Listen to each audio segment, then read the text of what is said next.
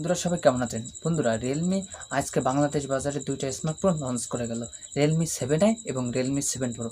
আর আজকে আমরা ডেডিকেটেডভাবে Realme 7i সম্পর্কে বিস্তারিত বলবো, কেননা এই ফোনের যে স্পেসিফিকেশন থাকছে, যে কনফিগারেশন থাকছে, অবশ্যই মনোমুগ্ধকর। এবং আপনি কোনো স্মার্টফোন কেনার আগে অবশ্যই এর কথা একবার হলে ভাববেন, কারণ এটা স্মার্টফোনটা বাংলাদেশ বাজারে একটা আলোচিত স্মার্টফোন হতে চলছে।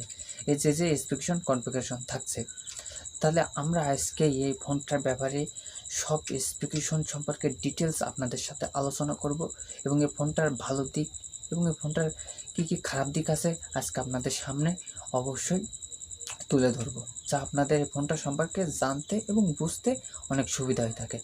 এই জন্য অবশ্যই আপনার অনুরোধ থাকলে আপনি ভিডিওটা শেষ পর্যন্ত দেখার। তাহলে বন্ধুরা আমরা মূল প্রসঙ্গে যাই।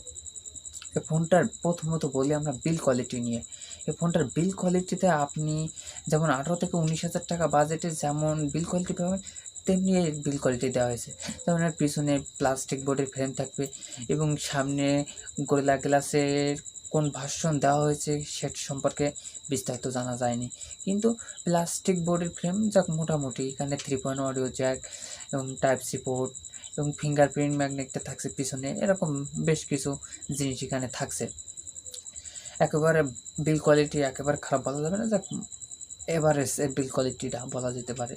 এবারে বলি ডিসপ্লে সেকশন নিয়ে এই ফোনটার, কারণ ডিসপ্লে সেকশনে একটা ভালো একটা ভূমিকা রাখে। এখানে ডিসপ্লে বড় সড়ো একটা ডিসপ্লে দিয়েছে রিয়েলমি 6.5 ইঞ্চি একটা HD plus IPS LCD display দিয়েছে, এবং এখানে 90 হার্জ রিফ্রেশ রেট, যেটা ভালোটা এই স্মুথ আপনি টাচ রেঞ্জ পাবেন এই ডিসপ্লে থেকে। এবং এখানে মেন বিষয় হচ্ছে যে এখানে এইচডি প্লাস স্ক্রিন ইউজ করা হয়েছে। অবশ্যই রিয়েলমিকে এই সব জায়গায় গুরুত্ব দেওয়া অবশ্যই উচিত ছিল, কারণ ডিসপ্লেটা ফুল এইচডি প্লাস করলে সব থেকে ভালো হতো বা সব থেকে আমরা উপকৃত হতাম, কিন্তু এই ফোনটা আরও ভালো কিছু ফিচার দিয়েছে যেটা এর কাছে অনেক নর্মাল, আর দিতে বাধ্য হয়েছে রিয়েলমি এখানে এইচডি প্লাস স্ক্রিন।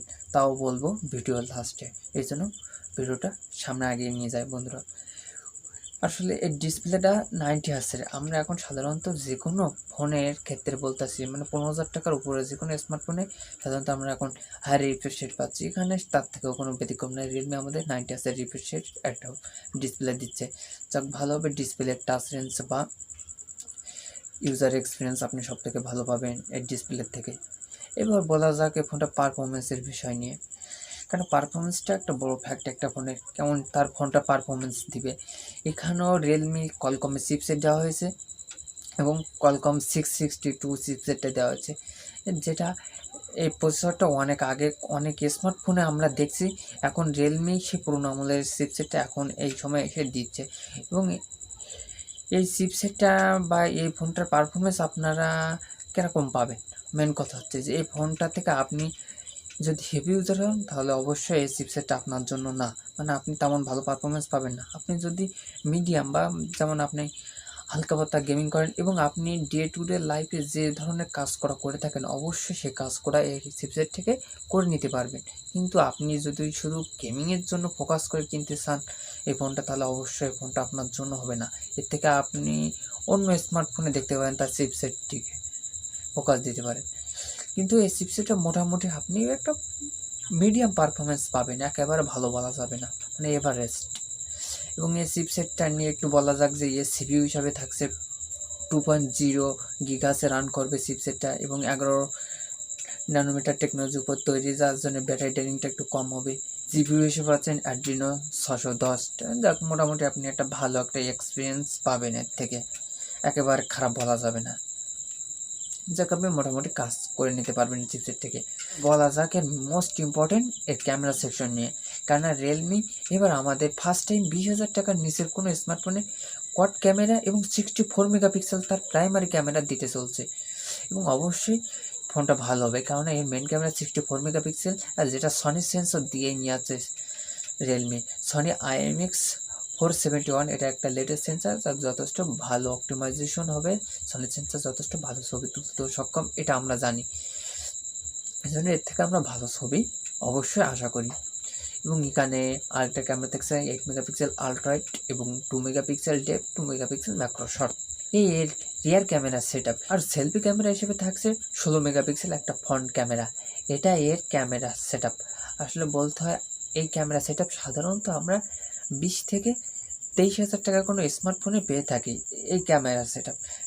এখন আমরা কোনো 20,000 টাকার নিচে কোনো স্মার্টফোনে পাচ্ছি, তাহলে অবশ্যই ভালো হবে না? এই জিনিসগুলো রিয়েলমিকে অবশ্যই লক্ষ্য রেখে তারপর ফোনটা লঞ্চ করছে এই দামে।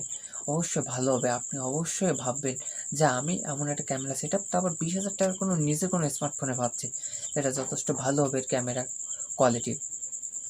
বন্ধুরা, এই ফোনটা অ্যান্ড্রয়েড 10 রান করবে এবং রিয়েলমির নিজস্ব ইউআই আছে। যেমন এখানে আরও ভালো ভালো জিনিস আছে, যেমন এই ফোনটা র্যাম রোমের ভেরিয়েন্ট একটাই ভেরিয়েন্টে বাংলাদেশ বাজারে লঞ্চ করছে 8/128 মতো ভেরিয়েন্ট। এখানে ইউএফএস 2.1 স্টোরেজ টাইপ ইউজ করা হয়েছে, যার জন্য আপনি অ্যাপ ওপেনিং বা যে কোনো ধরনের মাল্টিটাস্কিং কাজ বলেন অনেক ভালোভাবে করে নিতে পারবেন। এখানে ব্লুটুথ 5.1 দেওয়া হয়েছে এবং এখানে 3.5 অডিও জ্যাক আছে, টাইপ সি পোর্ট আছে এবং বিস্তারিত অনেক কিছুই এখানে যা যা ফিচার দেওয়ার কথা রিয়েলমি সব দিয়ে দিছে। যথেষ্ট একটা ভালো প্যাকেজ এবং ভালো ফোন। এখানে ব্যাটারি সেকশন দেওয়া আছে 5000 mAh ব্যাটারি। এখন আমরা সাধারণত 20 সালে দাঁড়িয়ে যে কোনো স্মার্টফোনে 5000 mAh ব্যাটারি পেয়ে থাকি। রিয়েলমি আমাদের দিচ্ছে 5000 mAh ব্যাটারি এবং এই ব্যাটারিটা চার্জ করার জন্য 18 ওয়াটের ফাস্ট চার্জিং ফ্যাসিলিটি ইউজ করছে, যেটা ভালো ব্যাপার।